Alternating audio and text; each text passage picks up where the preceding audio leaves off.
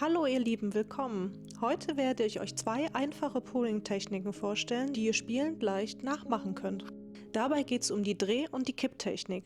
Außerdem werde ich euch meine persönliche Mischung verraten und meine Erfahrung der beiden Techniken mit euch teilen. Ich verwende handelsübliches Pouring-Medium und mische es im Verhältnis 2:1, 2 Teile Medium und 1 Teil Farbe.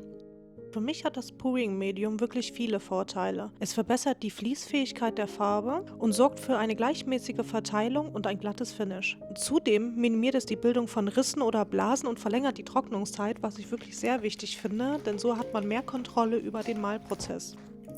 Doch manchmal ist selbst diese Mischung wirklich etwas zu zähflüssig. Da kann ich euch nur raten, verdünnt die noch weiter mit Wasser, bis sie ungefähr sanft vom Rührstab fließt. Dann finde ich, ist die Mischung super. Ich füge einer Farbe gerne 2 bis 3 Tropfen Silikon hinzu, denn ich liebe die Zellenbildung, die dadurch entsteht.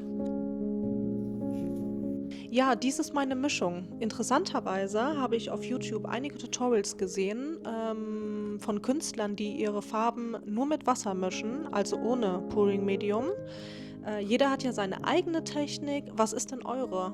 Ich bin gespannt auf eure Erfahrung. Teilt sie gerne mit mir in den Kommentaren. Wir verteilen erst einmal Farbe auf der Leinwand. Dabei könnt ihr einfach nach Gefühl vorgehen, so wie es euch Spaß macht. Pouring ist wirklich eine faszinierende Kunstform, die keine Grenzen kennt. Probiert euch also einfach mal aus, fangt einfach an und habt Spaß.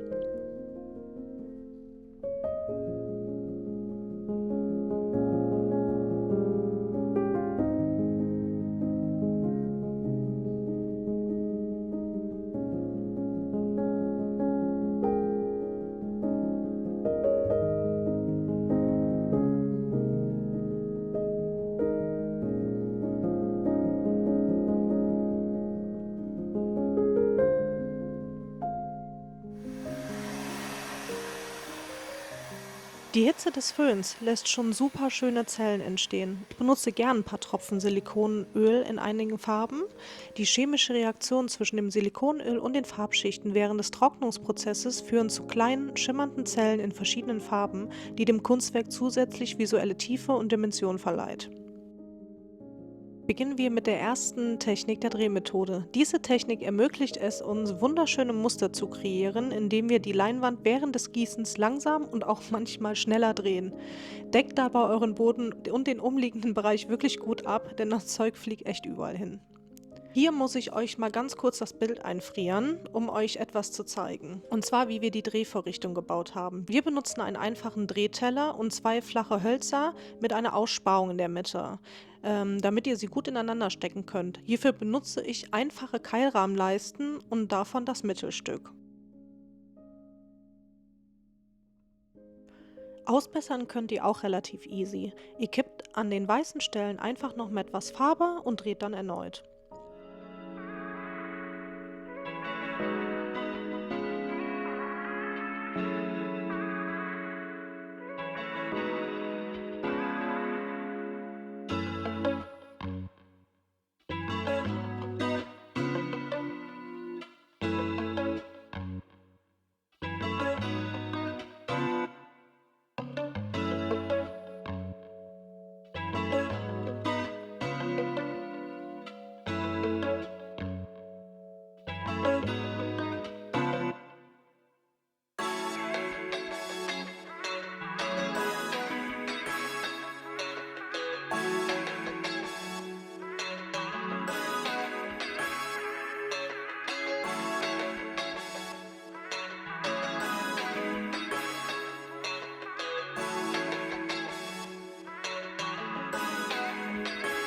Unser Fazit. Teil 1, die Drehteller-Technik. Wir finden, es ist ein mega Ergebnis. Es entstehen super coole Zellen. Es sieht wirklich teilweise so aus, als wäre eine Seifenblase auf der Leinwand gelandet und zerplatzt. Wir finden es super.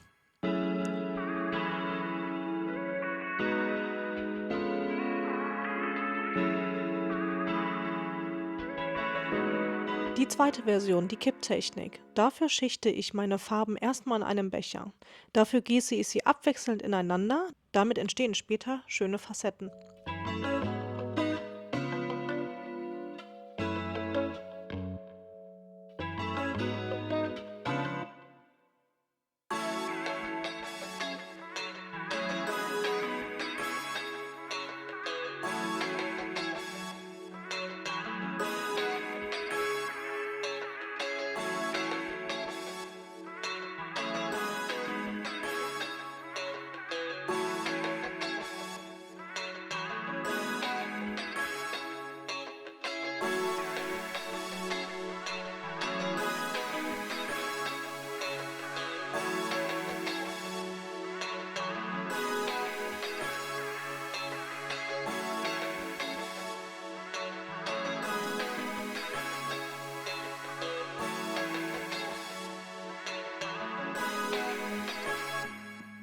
Bei der Kipptechnik, bei der wir die Farben auf die Leinwand gießen und sie dann durch Kippen und Neigen der Leinwand verteilen.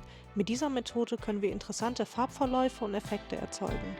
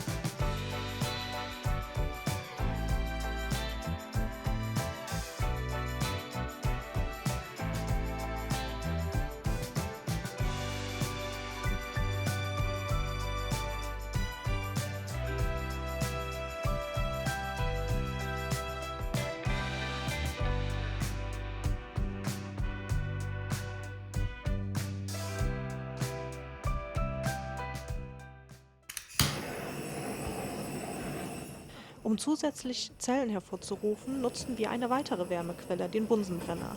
Durch vorsichtiges Erhitzen können wir faszinierende Zellstrukturen erzeugen, die dem Werk eine ganz besondere Tiefe verleihen.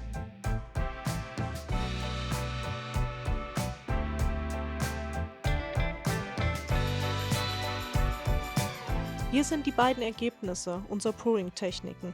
Und jetzt kommen wir zum i-Tüpfelchen unseres Kunstwerks, denn nur eins verdient unsere beiden Modellautos, die Lamborghini Sians.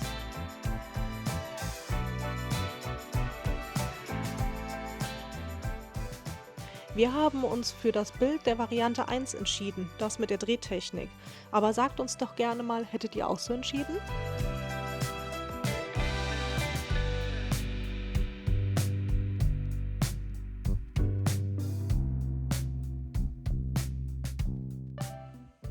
Wir hoffen, dieses Video hat euch gefallen und würden uns wirklich über ein Like und ein Abo freuen. Aber jetzt gibt's erstmal die Abschlussszenen. Viel Spaß!